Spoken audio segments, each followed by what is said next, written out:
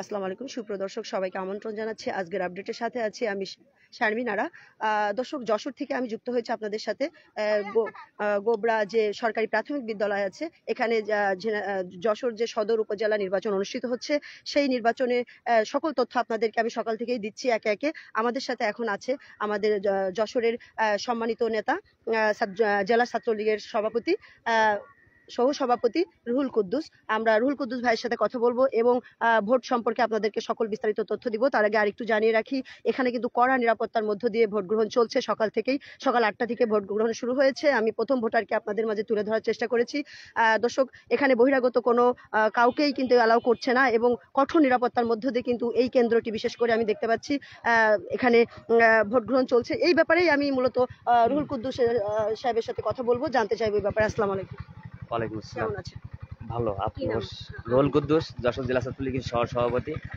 আমাদের ৬ষ্ঠ উপজেলা পরিষদ নির্বাচনে একটি জিনিস আমরা লক্ষ্য করেছি যে আমাদের মাননীয় প্রধানমন্ত্রী দেশরত্ন শেখ হাসিনা যে উন্নয়নের মহাযাত্রায় এগিয়ে গেছেন, তারই ধারাবাহিকতায় সকল পর্যায়ের শ্রেণী পেশার মানুষ যেন ভোটমুখী হয়, সেই ভোট উৎসবকে আজকে প্রমাণিত করার জন্য সক্ষম হয়েছে এই যশোর সদর উপজেলাবাসী।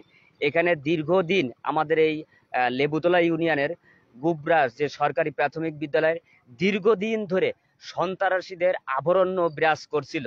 সেই সন্ত্রাসীদের আবরণ্য বিরাজ থেকে সাধারণ ভোটাররা এসে ভোট কেন্দ্রে এসে ভোট দেওয়ার জন্য তারা উৎসাহিত হয়েছেন। আমাদের প্রশাসন, পুলিশ প্রশাসন যথেষ্ট নিরাপত্তা নজরদারিতে রেখেছেন। আমরা আশা রাখি যে বিকাল 4টা পর্যন্ত এই কেন্দ্রে ভোট গ্রহণ চলবে। কোনো সন্ত্রাসীদের অরাজকতা সৃষ্টিকারীদের যেন দাঁত ভাঙা জবাব প্রশাসন দেয়, সেটা আমরা আশা রাখি। এবং আমাদের মাননীয় প্রধানমন্ত্রী দেশরত্ন শেখ হাসিনার যে উন্নয়নের মহাযাত্রায় যে ভোট উৎসব উপজেলা পরিষদ নির্বাচন যেন সফল হয়, সার্থক হয়, এই আশা ব্যক্ত রাখি। জয় বাংলা।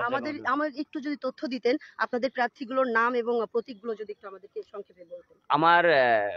আমার মনোনীত প্রার্থী, আমি একজন ভোটার হিসেবে আমার মনোনীত প্রার্থী যশোর সদর উপজেলা আওয়ামী লীগের বারবার নির্বাচিত সভাপতি বাবু মোহিত কুমার নাথ, আমাদের উপজেলা চেয়ারম্যান প্রার্থী, এবং অন্য প্রার্থীরাও আছেন। প্রতীক শালিক মার্কা প্রতীক। আচ্ছা, কেমন সাড়া পাচ্ছেন ভোটারদের? ভোটারদের সাধারণত আওয়ামী লীগের যে ভোটাররা আছে সেই ভোটারদের চাহিদা বাবু মোহিত কুমার নাথের দিকে, এবং কিছু সন্ত্রাসী আবরণ্য যারা উচ্ছৃঙ্খল, এরা একটু এলোমেলো কথা বলা বলি চলে, কিন্তু বাস্তবতায় আওয়ামী লীগ যারা করে এবং যশোর সদরকে যারা শান্ত পরিবেশে রাখতে চায়, অবশ্যই শালিক মার্কায় ভোট দিয়ে বাবু মোহিত কুমার নাথকে বিজয়ী করবেন। ধন্যবাদ আপনাকে।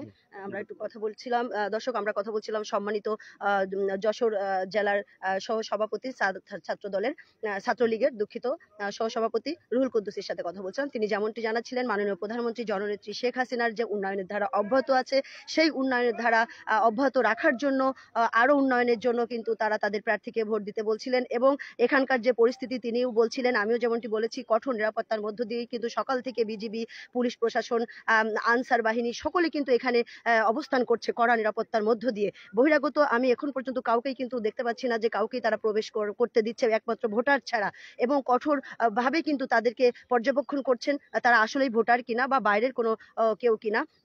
এখন পর্যন্ত কিন্তু আমি এখানে এই কেন্দ্রে কোনো রকম কোনো অপ্রীতিকর ঘটনা আমার চোখে পড়িনি। সকলেই সুন্দর সুষ্ঠুভাবে উৎসবমুখর পরিবেশে মা বোনেরা সকাল থেকেই কিন্তু ভোট দিতে ছুটে আসছে দলে দলে। আমি আপনাদেরকে সেটি দেখিয়েছি। আমাদের সাথে আছেন এক মুরব্বী, আমরা তার সাথে কথা বলবো। তিনি ভোটার। কাকা, আপনি কি ভোটার? হ্যাঁ, ভোটার। আচ্ছা, একটু বলেন আপনার নাম কি, শুধু এখানে বলেন আপনার নামটা কি। আমার নাম রজা আলী। আপনি কত বছর ভোট দিলেন? বয়স কেমন হলো? আমার 75 বছর বয়স।